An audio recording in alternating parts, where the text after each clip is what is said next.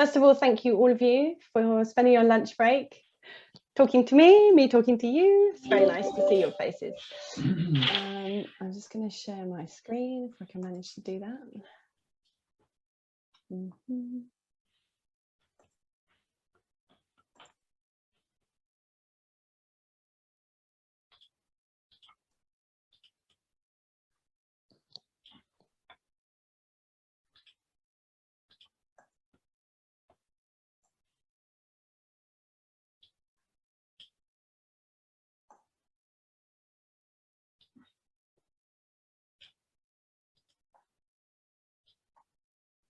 Okay. It's pinging at me. Right. Can you see a slide that just says my name, marketing strategist? Can I get a yes? Yes, I can. Good. Okay.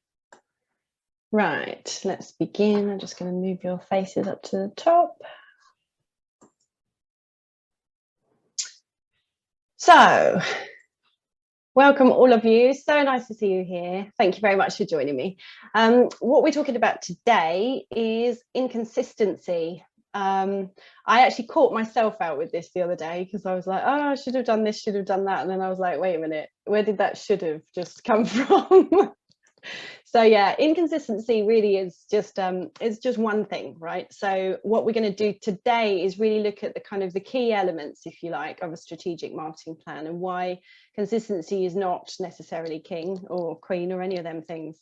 It's just one thing. So what we're looking at today is hopefully getting you to the point where you've got more clients, less stress, more time and more flow.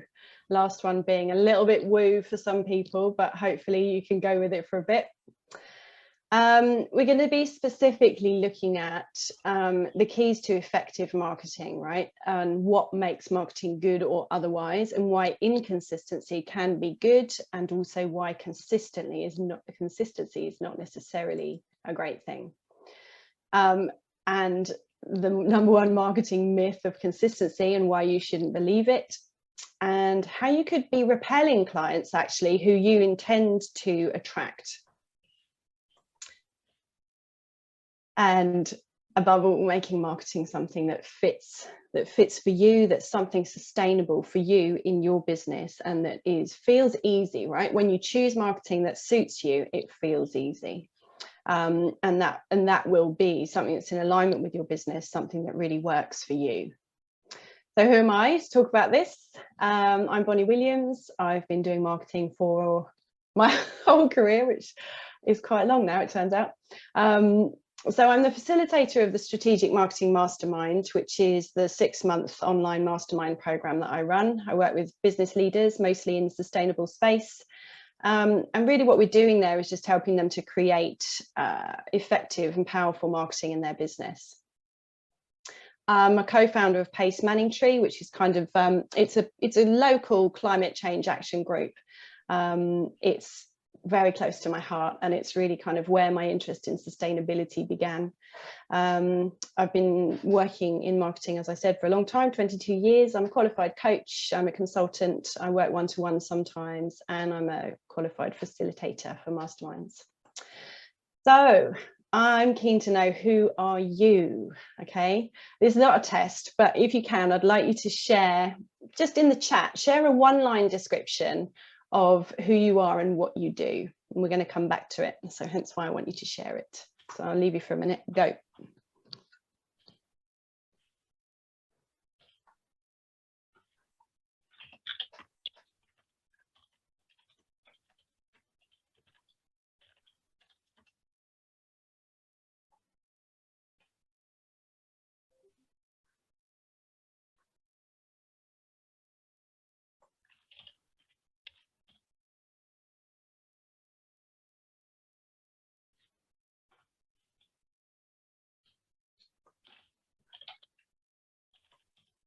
Okay. Lisa. Okay, so we've got Lisa, you're a genealogist and a heraldist currently studying for your master's. That sounds so exciting. I don't even know what it is, a heraldist. Kim, you're hiding, fair enough. And kombucha manufacturer. Wow. Previously chemical industry for 20 years before midlife crisis and now brew food. Nice. Tom, zero carbon advisor and consultant. Brilliant. Will, legal project manager, shoulder to cry on a money gatherer for lawyers. Brilliant. And Steph, marketing manager of a startup called Rent My, the Airbnb of everything. Brilliant. Becky, 2 businesses. Brilliant. Concept Foundry is an established print company, 12 years, and Eco Foundry, your startup, essentially living walls. Oh, I love those. And looking to develop the greenest green living wall in the world. Fantastic. So from this, what we can see is really kind of what you're all doing. And what we haven't necessarily got from all of you is who you're doing it for. So hopefully you've got somewhere to write, but what I want you also to have a look at is who you're doing it for. So Kim, you provide workplace coaching for entry level in organizations, creating awareness and a deeper understanding of self. Also have 2 businesses. Well, this is it, isn't it? Why stop at one? So those descriptions, those one-line descriptions can be incredibly powerful, right? Hopefully they're the one you use when someone says, hey, so what do you do? And they're the one which ideally would kind of trip off the tongue easily and fluently when we're asked that kind of question. So let me just share again. So when we do this, ultimately what we're doing is trying to kind of generate in people's minds an impression of us. So typically people's biggest struggles in marketing, if you want to look at it that way, are about what to do, having enough time to do it in, and having enough money to do it. There are a couple of others, usually relating to how vulnerable it makes people feel, but those are the ones I typically hear, right? So when we think about marketing, what we're ultimately doing is kind of creating, if you like, a shop front. So a representation of what we're doing that speaks to our ideal client. If we take a look at this shop front, like a literal actual one, okay, it says it's office, coffee and cocktails, right? So we know what it does. It provides coffee and cocktails. We know kind of who it's targeting as well, right? Because office is saying, you know, this is about work. It's about colleagues, probably. So it's probably a place where they expect people to be meeting, colleagues meeting and having coffee and cocktails. So that is a pretty clear representation of that business and what they do. And ideally, what you would have there is something similar for your business. So you've given me your one-line descriptions, and what I'm going to have you do throughout this time is just have a look at that and refine it a little bit as we go through. Okay. So the first thing we're going to look at is who is your ideal client. So I'm going to get you take a minute now and write down everything you know about them. If you want, create an avatar, right, of this ideal client. You might have done this before. I want you to think about it again. Every time you think about this again, you'll find a little nuance, a little something. Okay. So I want you to just spend a bit of time now. If you can, pick a favorite client, right? Pick someone you've already worked with who was a great client, who you found useful, and who you grew from, and just write about them. So I'm just going to put a little timer. I want you to spend a bit of time writing about that client for a sec now. So if you don't know where to begin, think about their age, give them a name if you want, maybe their job, what they do for a living, how they work, what their experience level is. Are you looking at entry level? Are you looking at senior execs, lawyers? What kind of lifestyle are they living? Really busy? Are they parents? Are they older people, younger people, children? What kind of car do they drive? Whereabouts are they based? Are they likely to be working in offices, in big teams, by themselves, solopreneurs, entrepreneurs?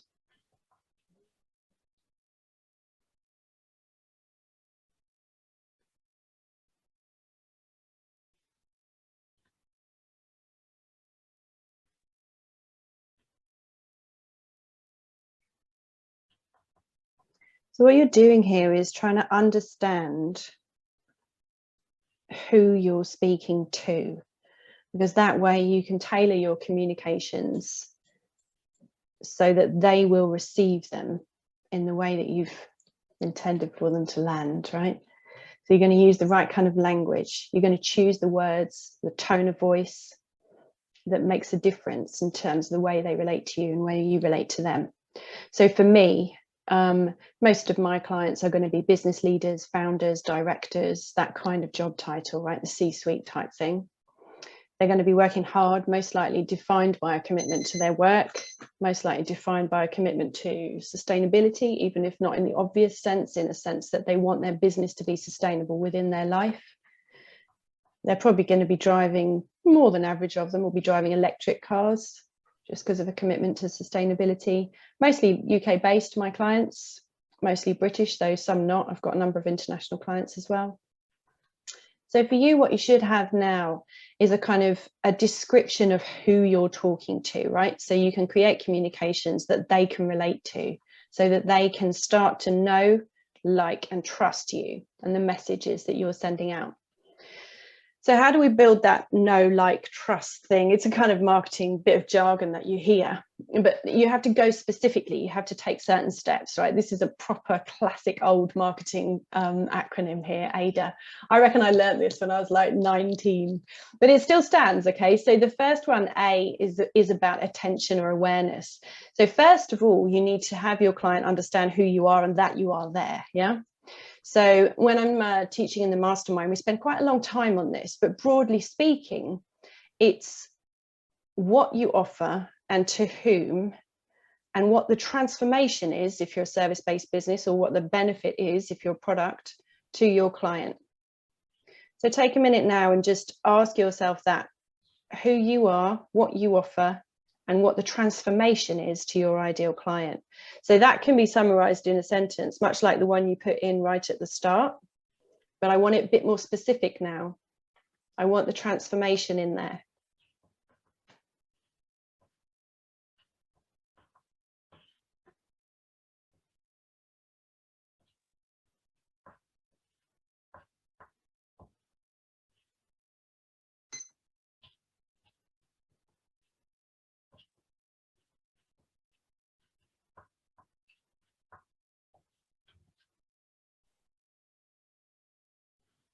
Okay, so after we've worked that out, like how we make them aware of the offer we're going to bring to them, then we need to create a bit of interest in it. So that will happen if you share what you're doing with authenticity, with a bit of variety, vulnerability, maybe even relatability. Okay, so when you're sharing what you're doing, whether you're sharing that over social media, whether you're sharing it in person at a networking event, if you can make what you do live, that's the bit that generates interest, yeah? Desire, which is the next step, that's the bit that comes when you share an offer. Okay, so it's all very well being interested in what I'm doing, that's great, but if I don't offer you a way to work with me, it's very unlikely you're going to do the fourth step here, which is to take action. So when you're creating desire, you're trying to share something that your ideal client will be interested in a channel where they already are. Okay, so by a channel I mean social media or networking, or you know, in an office where you're already working with them, or on email if they're spending time on email, or on your website, or on Facebook, right? So you're choosing the channel according to where your audience is. And that choice is critical to the success of your marketing. It's all very well talking about, you know, I was laughing because we talk about in our local area with my climate action group, a lot of us are still on Facebook, but there's a lot of our audience who's older than that and they don't use Facebook. And so we have this constant struggle about whether we are or aren't going to use social media for our communications with our local area. And there's no should about it. There is no like, I should be using social media. Who's heard that? Just give a little show of hands. I should, or you should be on social media. It's the thing, right? Everybody thinks these days that's how you have to do things, and it's absolutely not. If you are more comfortable in person, if you're happy relating to people in a networking scenario and that works for you, then network the hell out of it. There's no reason why not, okay? If you're happiest on video, great, but you might hate lives. You might get really freaked out going live about something, but you're good recording a video. Brilliant, do video, yeah? If you want to just write social media posts, then do that. If you feel happy curating a group, do that. There's just no right way. It's all about what suits you, what suits your business. So this drives me mad, this business of should.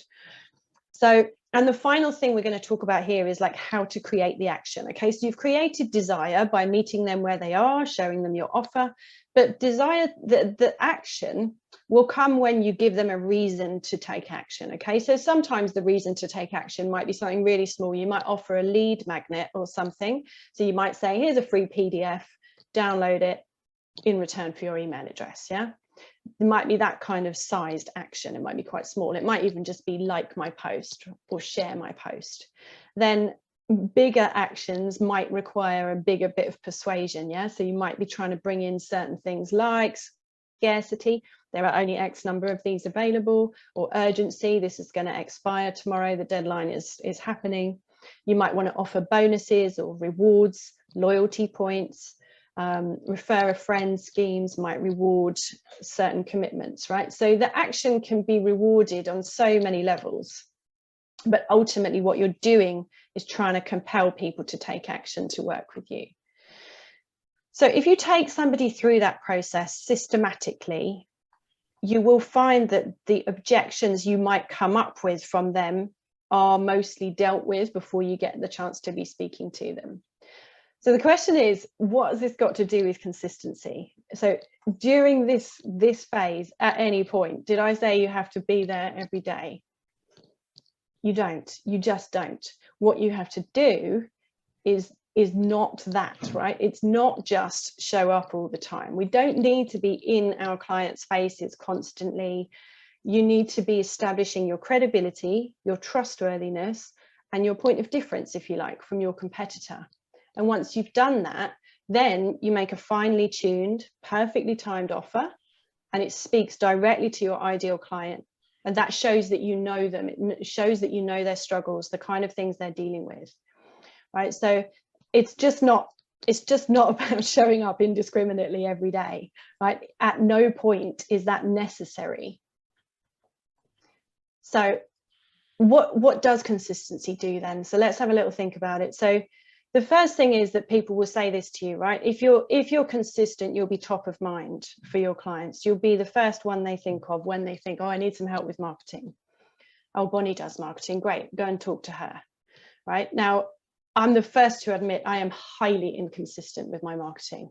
And that's because I just don't think it matters that much. Most of you probably haven't been to an event with me before. You probably don't necessarily know me that well. But if I speak to you and the issues you're dealing with, and I speak to you with clarity and authenticity, it's all good. I didn't need to be top of mind a month ago or 3 months ago. I needed to be top of mind today when I had something to say. Yeah. So that business about being top of mind, there's also the other thing that can happen, which is the the side effect, if you like, of being consistent, is that people just tune out. They can't be bothered. So how many times have you received emails and gone, oh my God, will this person just shut up, and just unsubscribed because they carry on? Yeah. It's not necessarily in your interest to pester people. You might have the perfect offer for that person, but it isn't the perfect time. So your ideal client might get so annoyed with you being consistent that they might actually just leave and unsubscribe. And that's what I'm saying. You can actually drive away people who are perfect for you by trying so hard to be doing marketing right that you actually end up doing marketing wrong. So then there's another thing I've heard, right? This one just is ridiculous, does my head in. Can you cheat the algorithms? Yeah. Like I actually worked in a business a while ago where somebody said, oh, I've heard that if you post every day on YouTube for 3 months, then you're really going to get your content listed up at the top. And I was like, are you really going to risk 3 months worth of daily video posting on a completely unquantifiable thing? You might be doing better in the algorithm than you were doing before. It is utterly unmeasurable and completely fruitless to send yourself off down a wild goose chase like that. Like cheating the algorithms, whatever, just not a thing. Okay, just don't engage your brain in it. You can't cheat. They change every day anyway, so if anyone's pretending to cheat, they're lying, because they didn't even know what the rules were in the beginning. It's a bit obscure. It's a bit difficult to think, you know, it's a bit difficult to prove one way or another. And on that basis, are you going to invest the most precious resource, which is time, in doing something consistently when there is literally no way of measuring the outcome? I know I'm not, right? So I'm just hoping you've also got that sense. So if it isn't consistency, what is it then that makes us buy? So if we think about it for a minute, the things that are making you buy are basically the other things, right? So if we have a little think about it, the first thing we've got here is clarity. Okay, so your customers cannot buy confusion. You have to be clear. You need to be clear who you are, what you offer, and to whom. Yeah, and the transformation that you're going to offer to that person. It has to be crystal clear. Okay, so here's a description of my business, just to kind of give you an example of the kind of clarity. So as a marketing strategist, I help sustainable business leaders to create and implement effective and powerful marketing strategies which convert time after time. This leaves them free, right? This is the transformation. This leaves them free to focus on the bits of their job that they love the most, safe in the knowledge that their marketing is fit for purpose, sustainable for the business and the planet, and it feels easy. So the transformation there is quite specific. And it's that because that's what my clients tell me they get. It's not like that's what I hope to offer. It's the feedback from my clients, and I've put it in this document, right? So you must know this about your clients. What do your clients say to you when they've worked with you for a little bit? Is anyone prepared to share on this? I want to hear from somebody about what your clients say and whether you've managed to craft that into a description of the transformation. Hi, Bonnie. I'll be brave enough. Sorry, I was a bit late as well. Thanks, Jonathan. So my circumstance is a little bit different. A bit of intro. I was made redundant in June, but what I've been doing is beginning to build a platform of gaining that trust and credibility. So I volunteer, and I've created an open water swimming community. And then I'm now beginning to brand myself as, and the feedback they're giving me is they feel safe. So Nice. that's bringing clarity, that they feel safe, and they feel confident to disclose personal information within a group of people. So I'll keep it simple to the answer.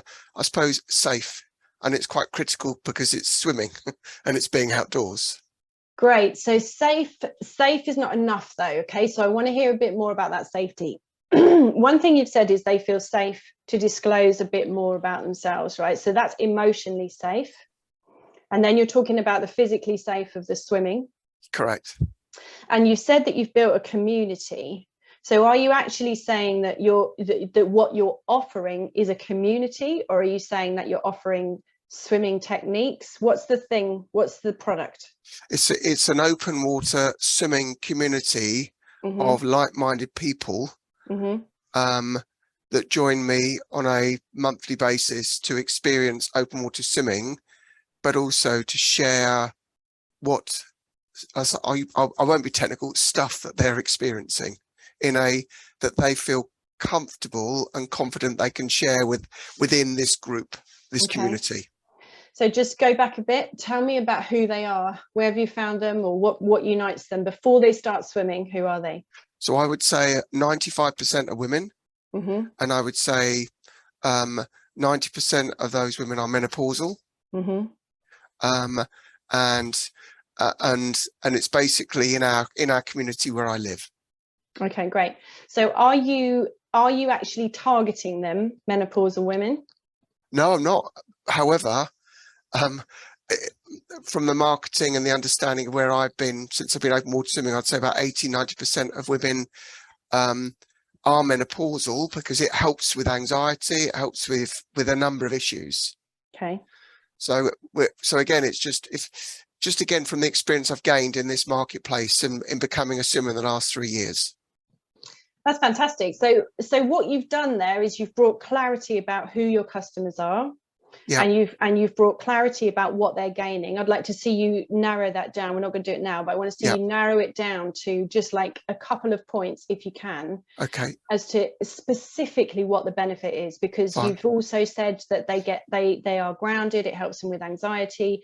They've got a community there, right? So they've got support. So I want you to pick out the top 3, for example. Okay. And just really hone it into a sentence. But thanks so much for volunteering, Jonathan. It's really useful to have an example to work through. Okay. No, thank you. You're welcome. Right. Okay, let's just have another look. So that's how the clarity piece works, right? So hopefully you can feel from that what it would be like if you did that in your business, and you can start to get a sense of it. But what more is there, right? After clarity, what are we looking at? So this bit, authenticity, this is massive. Okay, so with all the clarity in the world, even if your offer is not coming from a place of authenticity, your clients will feel it. So I can hear what you're saying there, Jonathan. You're saying that you've had this experience, you've been doing this yourself over the past 3 years and experienced the benefits, and now you're holding space for other people to do similar. Yeah, so immediately you're authentic, because people know you've gone through this journey yourself. You don't have to have gone through this journey yourself to create authenticity. There are other ways of doing it. I've got a client at the moment who, she's a fertility specialist, right? She did not struggle with fertility herself. And you might think that that would alienate her from her target market because of not being able to share exactly how they feel. But she can bring in authenticity in another way, just by talking about the number of clients she's worked with who are in that position, if you like. So then what we're talking about here with the authenticity, I'm going to talk about the brand, right? So you hear this word all the time, but the brand is much broader than the kind of fancy look and feel of something, the pretty colors on the website and the logos. Your brand is much more than that. It's about how you represent yourself in the much broader sense. So it's any extras that you add on for your clients to make them feel special. It's over and above service. Yeah. So if you've got someone, you normally offer this, but you say to them, listen, do you know what's going to suit you and what's going to work for you is this other thing. Let me add that. It's the way that your premises, if you've got them, your physical premises, your service or your product is packaged and styled. Okay, so if you work in an office and clients come in to see you in your office, it's what your office looks like. It's the colors you've used, it's the decor, the feeling, whether you're going professional, whether you're going hippie, whether, you know, it's that kind of look and feel and how you style it. Also your personal appearance, how that looks, whether it's, you know, whether it's a mirror, if you like, for your ideal client. Then the next stuff is about what you care about. So, you know, my business obviously is marketing. I care about business. I absolutely love business. You know, I'll go into a corner shop and be like, how's business? Tell me about it. What's happening? You know, and that lights me up. It's really interesting to me. But there's much more than that. There's also the sustainable aspect. That is really interesting to me as well. And I give loads of time and energy. There's a bunch of stuff that I would share about as well. So for example, last weekend, I went on a really great beach retreat. I shared about that on social media. So that's starting to build up a much broader picture of me. It's starting to build up a brand of who I am and what I'm about, but also your purpose. Yeah. The values you bring to what you do, why you care about what you're doing. And then your messaging. So making sure that what you say is consistent with you, with what you're saying. So have your clothes and your appearance say one thing, and then have your premises or your physical product say the same thing. Yeah. And then your messaging in your social media posts say the same thing again. You have to keep on being consistent. And this is where I would say consistency is critical, is in your messaging. Right? You need to be consistent with yourself. Then it's also about being authentic about how you feel. right? So how do you feel on a given day if you're an entrepreneur, right? Some days you feel shit, you just do. You're not interested, you can't be bothered, everyone annoys you. Really, frankly, can your clients just all go somewhere else? You're not interested, right? I'm not suggesting you show up on social media and say that, but I am suggesting you be real about it. Acknowledge that that happens. Acknowledge that sometimes it's not all that great, actually. And yeah, you have a good brand and you have a strong business, but you're also human. Your clients need to know that you're human. They need to know that you're relatable. And then sometimes it's appropriate to be authentic and open about your cycle. For example, as a woman, I would never have planned this webinar at a certain time of my cycle. Just would have been a bad plan. Wouldn't do that. At the certain stages of life, certain people's business kind of kicks in at a certain stage of life, right? If you were a funeral director, the chances are you're going to be dealing with people who are looking at, that kind of stuff, which requires a certain kind of authenticity. It will require a certain emotional availability and ability to have empathy and hold a space for your clients. So that authenticity piece is really critical, yeah? So I want you to just spend a minute and think about this authenticity for yourself in your business. Where are you showing up consistently? Where are people receiving your brand? And what's the message you're putting out there through your brand, through your messaging, through what you look like, how your premises are if you have them, through how you treat your clients? I'm just going to give you a couple of minutes on that.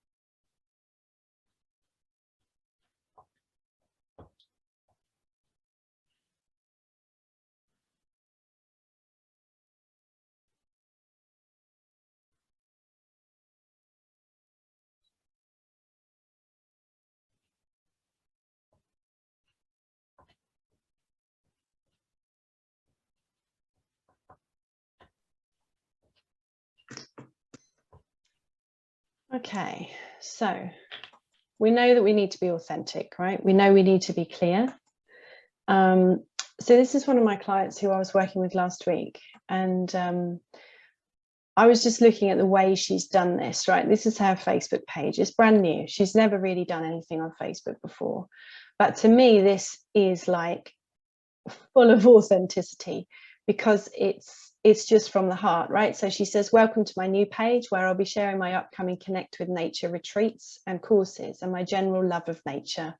Feel free to follow my page and to share posts with friends who might be interested. Sian, kiss. Right? You're welcome to join my retreats and gatherings, reconnect with yourself and nature in beautiful places in the Colchester area, mindfulness in nature, the yoga earth sequence, beach art, discover our local marine biology and campfire cooking. Right, so her offer is, in this case, this is just the introduction to her page, but her offer is kind of fairly clear. It's about nature, it's about connecting with nature, but you can feel from her tone of voice, right, from the way she uses emojis, from the way she puts a little kiss, you can feel what she's like, right? You can get a sense of Sian, and there she is hugging a tree. Do you see what I'm saying about the authenticity? This, for me, this is like, you get it, you know who Sian is, you know what kind of energy she's going to bring to what she's doing. You've even got a sense of what she's going to do. But that's the kind of authenticity I'm talking about, okay? And so here we're talking about this kind of authenticity and consistency of message, right? So hopefully that makes it clear that a strong marketing offer does not have to be all about consistency. It has to have a strategic underpinning, sure, and it needs to have a coherent message. You need to be consistent in your messaging, and it needs to be authentic. And that way, if you're talking to a well-defined client, they're going to get it. They're going to receive it like, oh my God, that person's talking to me. She knows me. And that's what we want from our receiving, you know, on the receiving end of our marketing. We want people to feel they know me. Yeah.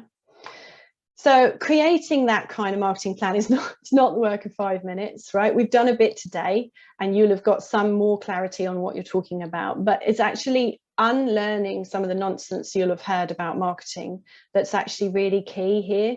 And so, you know, I've just tackled the one about consistency. I haven't really tackled a whole bunch of other ones, but unlearning stuff that you've heard, all the shoulds that go on in your head when you're thinking about how to portray yourself, that is really important, and it takes time.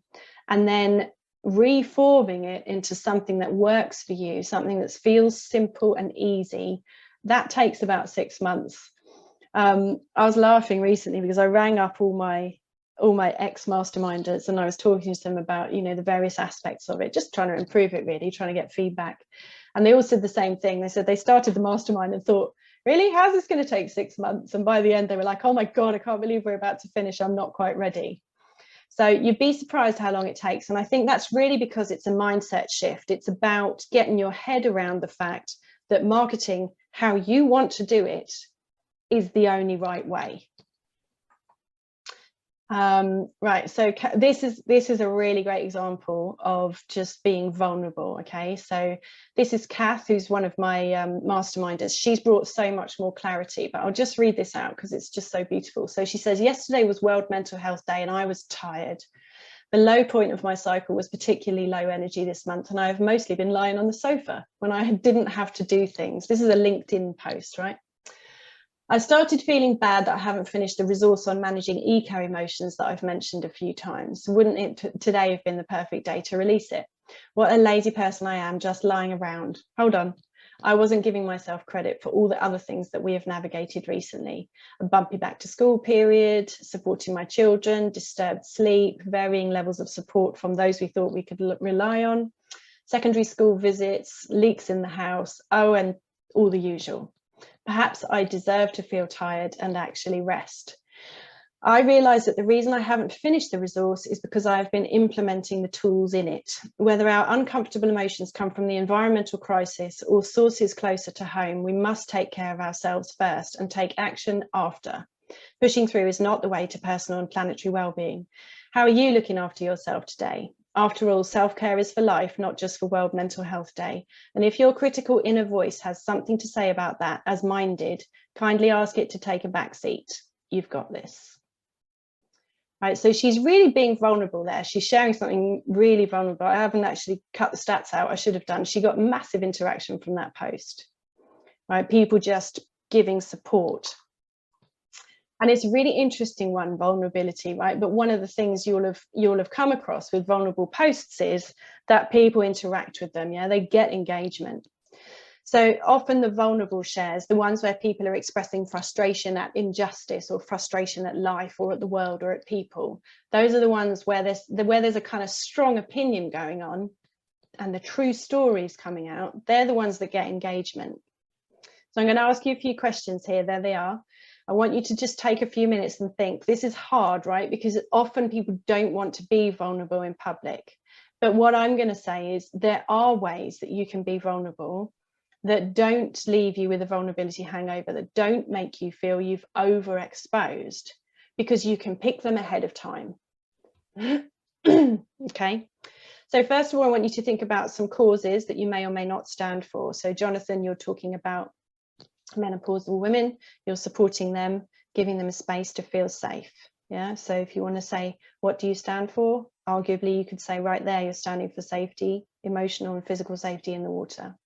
I think Bonnie, which has been really demonstrating around authenticity and vulnerability, and emphasizing that, is the fact that I recently put a post on just a check-in with what I've been doing since I've been off. It's had over 4,000 hits. Yeah. And it's interesting when you said, one gentleman said, "This is wonderful and brave of you to inspire and share." I wouldn't have chosen the word brave, but that was a person's view on it. But again, it goes back to the branding, which I haven't really considered about branding myself. And already you've just shared some really good insight. But vulnerability, I think, is, again, there's still a lot of stigma associated with it, because people feel, oh, I'm a bit worried about demonstrating I'm a bit vulnerable. I could be perceived as being weak. But it now seems to be a lot more that it's been seen as a real strength, because you're just being honest. Yeah, exactly. I mean, you know, the courage to be vulnerable is a really big deal. It gets talked about a lot, but probably mostly with women. I'm wondering if that's less with men, that gets less airspace, if you like, with men than it does with women. I'd say on that point, Bonnie, it does get less time with men than women. Men are far more reluctant to open up. There was an interesting post on LinkedIn. A young solicitor, female solicitor, shared photos of basically how she'd been beaten in by a partner. And that's in the law, particularly, where everything boils down to what you are as a professional. It is so important. I mean, I'm an alcoholic. I haven't drunk for over 14 years, but you never lose that kind of thirst for a drink. So Bonnie going for whatever's in there, but you never that desire. But there's not many of my clients who know that. Right. I wouldn't open up openly to some of my clients, because they will just think, oh well, you're not worth anything if you can't hold it. And yet I work in an industry where alcoholism is rife. Right. So that's it. I can't think of a legal do I've ever been to where they've said there is only orange juice on offer. Booze flows. I've seen punch-ups between partners at legal do's. I mean, so this is it, isn't it? So there's a fear of judgment around being vulnerable and being open and being on display, right? And when I talked about people's biggest challenges in marketing right back at the beginning, that's the one that really stops people, especially when they're working for themselves, representing themselves, as it were, is the vulnerability. The fact that being visible necessarily involves a vulnerability. And it's a real challenge. And I mean, I think that, I think we can all probably remember a vulnerable post or a vulnerable share, a bit of vulnerable marketing that somebody's done online, even if they didn't do it on purpose for the marketing, which has really grabbed our heartstrings and made us go, oh, wow, that took such a lot of courage to be that open. Yeah, because I mean, part of my wife's PhD research has been sort of queen bee syndrome and sort of female leaders bullying male staff, which people say doesn't happen. And I talked to a couple of people who are actually, that they sit as judges, and they both said, well, we'd happily be a subject because that happened to us. Right. They've experienced it, and these are quite powerful men in their own rights, and yet they've experienced. And again, for a man to actually say, I've been bullied by a female boss. And a lot of people will think, oh, women aren't like that. That's not the way they are. Well, stats show quite the opposite, if you like. But again, it's that from my own experience, a man's very reluctant to ever open up about any weakness that may be perceived in them. Yeah, curious. So I've heard this a lot about quite masculine professions. I don't know if other people have experienced it. I would say the law is quite a masculine profession. Yeah. It's got a lot about competition, a lot about status, a lot about, one-upmanship. And I mean, the whole premise of it, right, if you're in a legal case, is the winner and the loser. The right and the wrong is kind of very black and white. So it's quite an interesting place to bring in vulnerability and to bring in authenticity, because a lot of time you're playing a part, you're playing a role. And so I suppose what we're aiming for here is, in your marketing, for you to be real enough that your client can identify with you, and protected enough that you don't feel fully exposed and too vulnerable to actually be safe doing what you're doing. So it's walking that fine line. So has anybody got something where they where they're wondering about this, whether, you know, this or that bit is okay to be vulnerable or to be authentic about? Anybody got anything that we could help with?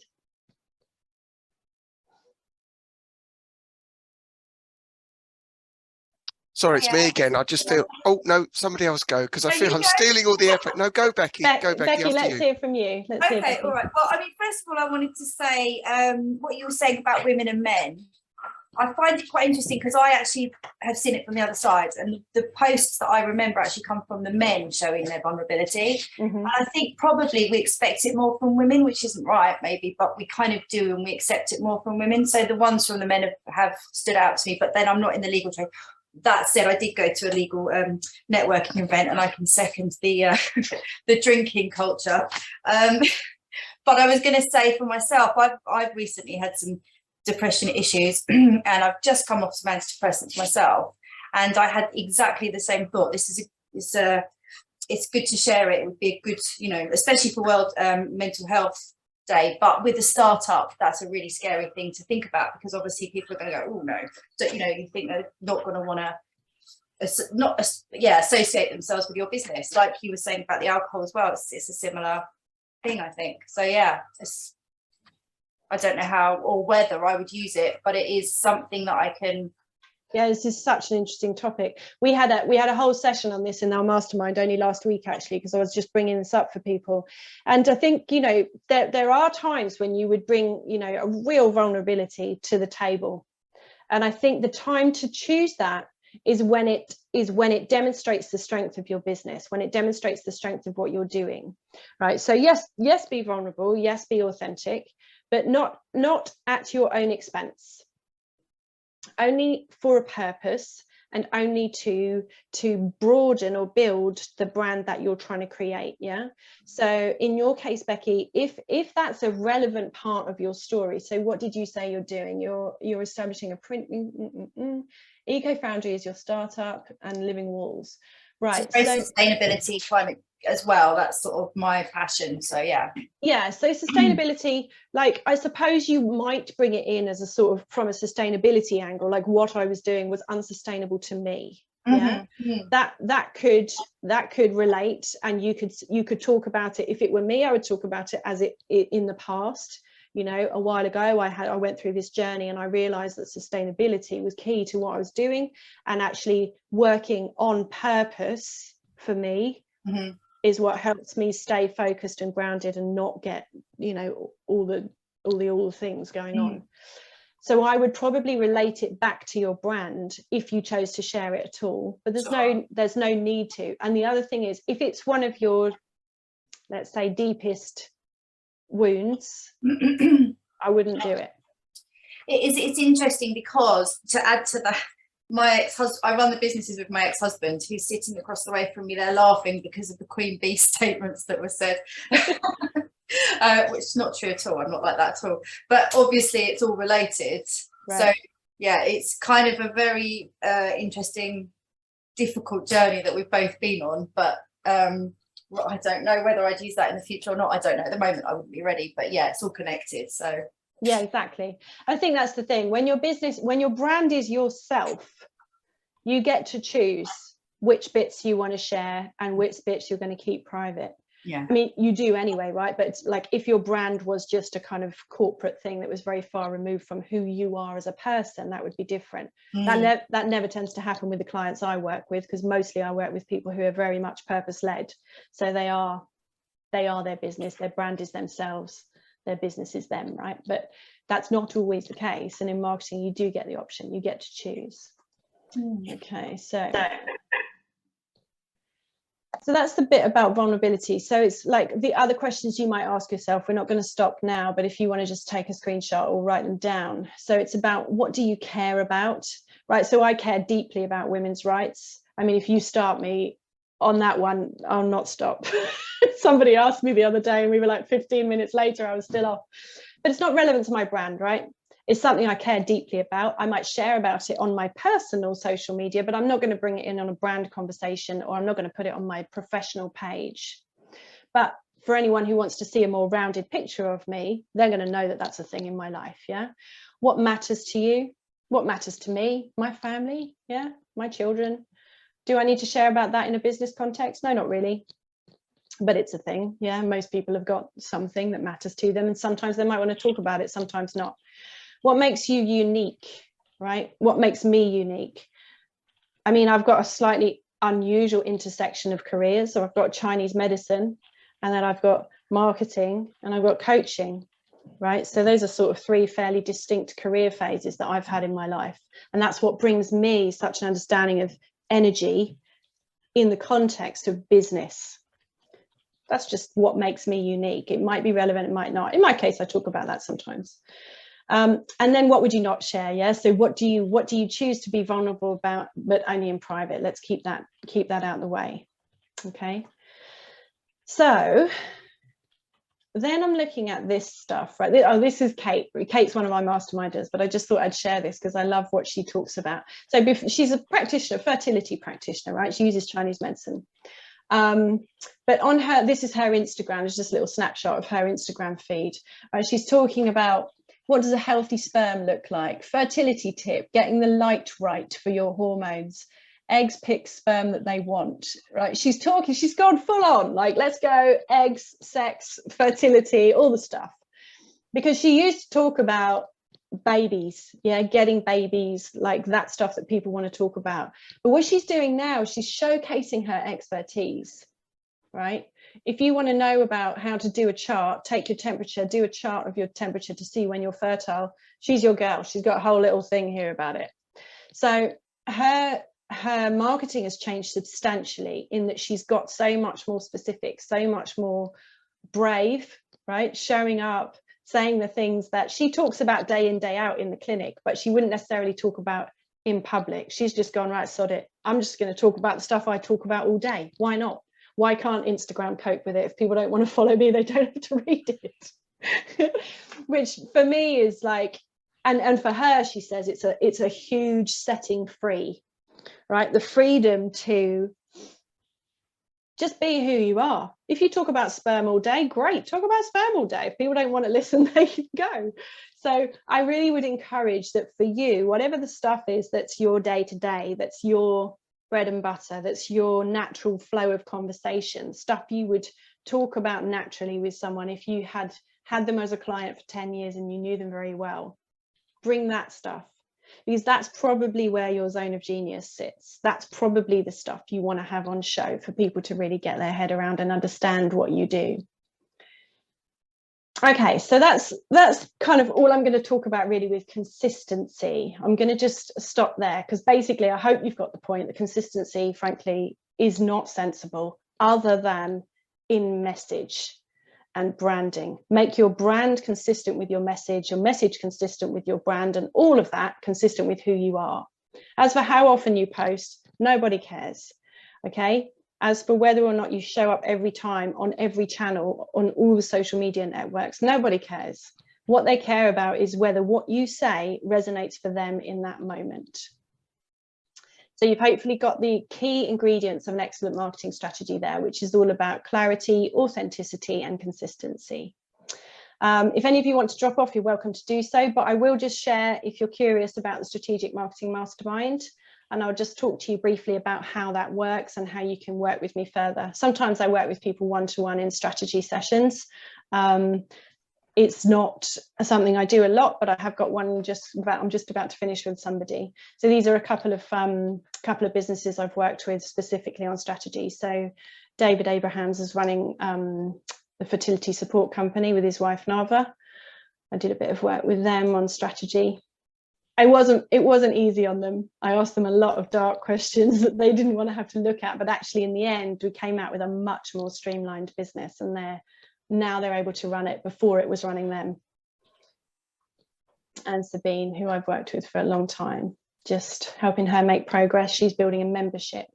So my clients do all sorts of different things, but specifically it's about for me, it's about working with people who are making the world better, not worse.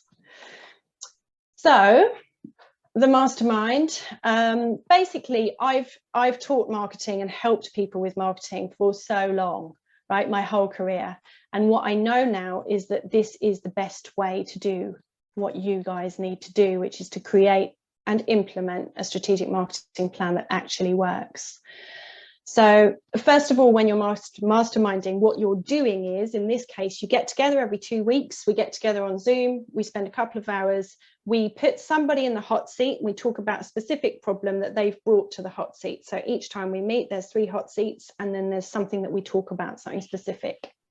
So what you'll get from that is kind of ideas and support and sharing expertise from other people. Like, you can imagine your expertise is like this. Somebody else's expertise is like that. You know, if you overlay them all between you, you've got some serious clout to it. And then accountability and action planning. We always plan what we're going to be doing for the next couple of weeks, and I'll always be checking in on you whether you've done what you thought you were going to do. Masterminding really is about helping you work smart and not hard. So being strategic often means zooming right back out and saying, hold on, is this actually the right direction? Is this really what I want to be doing? Is that the right target market for me? Yeah. And it's easy to get stuck in a rut. It's easy to get so that you're pushing for something that's really not actually working very well. But if you make a strategic choice and it doesn't succeed, in my books, you've either won or you've learned, right? If it doesn't succeed, you've learned what didn't succeed, and then you can feed that back into your strategy next time. Procrastination, which I think we'll probably all resonate with a little bit, is a massive killer to productivity. And it's just a lot less likely to happen if someone's holding you accountable and saying, right, last week you said you were going to do this, how did you get on? And then finally, this point about being visible. It's very hard to be visible and to be brave. And if you've got the support of, you know, the ultimate cheerleaders in your group, in your mastermind group, it makes a massive difference in helping you to take steps in your journey. So this is a little testimonial from Alison. She's one of my graduated masterminders. And she says here at the end, you know, I wasn't sure about being in a mastermind, but I learned from all the others.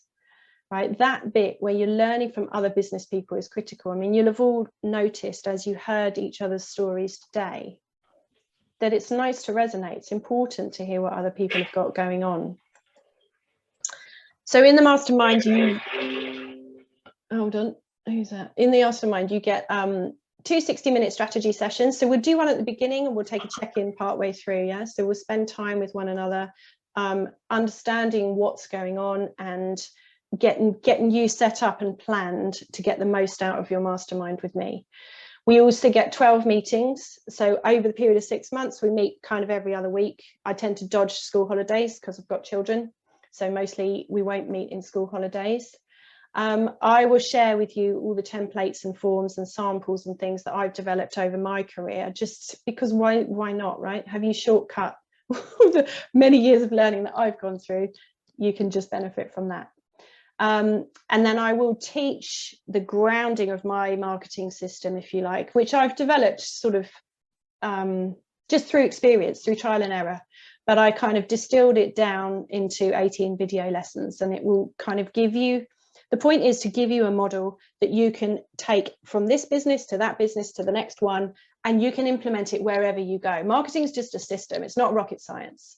But if you know what you're doing, you can apply it to any business. So if you run several businesses, as a number of you do, it's useful for that. And we're going to talk about metrics and accountability, right? So we're going to be looking at what you're aiming to achieve and how well you're doing in comparison to that. So at the start of your 6 months, you'll set yourself some intentions or goals, and then we'll see how you're doing. We'll keep a record. And there's a message board where you can stay in touch with one another, support one another. And that's really critical to kind of making a difference to you together. So the price at the moment is $3,333. Can you tell I like a little bit of numbers?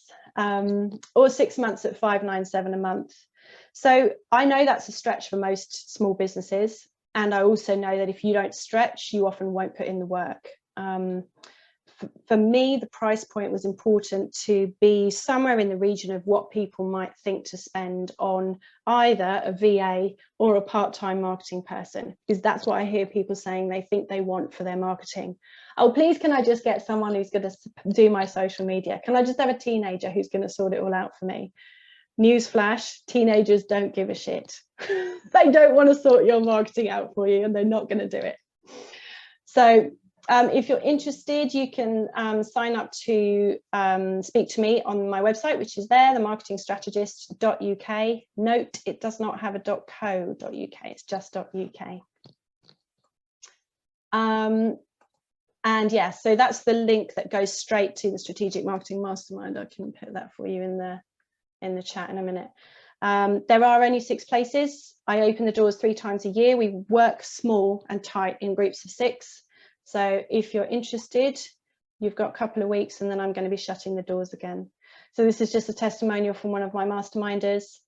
If you have the opportunity and you're not sure where your business is going, or if you have marketing only partly sussed, or if it all feels just too blooming hard, my experience is that the mastermind will make almost more difference than you can imagine.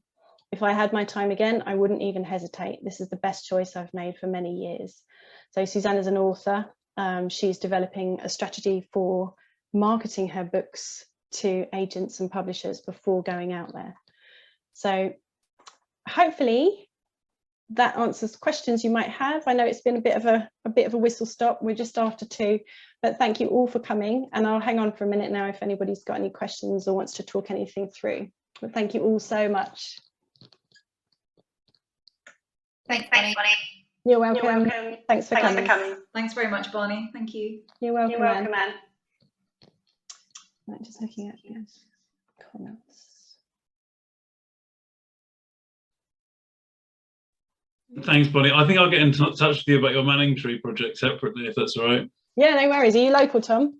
No, I'm Bicester, but I've got a little group myself over here which I'm trying to get kind of going, and it would be good to kind of understand. Well, I saw your article about Manning Tree in the paper. Oh, okay. Yeah. I thought well, you've done so much good work, and I was just interested about some of the stuff which you had done to kind of make it work. So if I could kind of grab you for 10 minutes at some point to talk about that, it'd be really helpful. Absolutely. I'd be happy to share. We're just, it's such a joyful thing to be doing, but I'm like very happy to share what's worked and what hasn't, that kind of thing. Yeah. So I'll drop you a line so we can set something separate. Yeah, do. Nice. Thanks, Tom. Thanks very much. Cheers. Bye-bye. Take care. Bye-bye. Hey, Days. Well done. That was great. Thanks, babe. Yeah, great.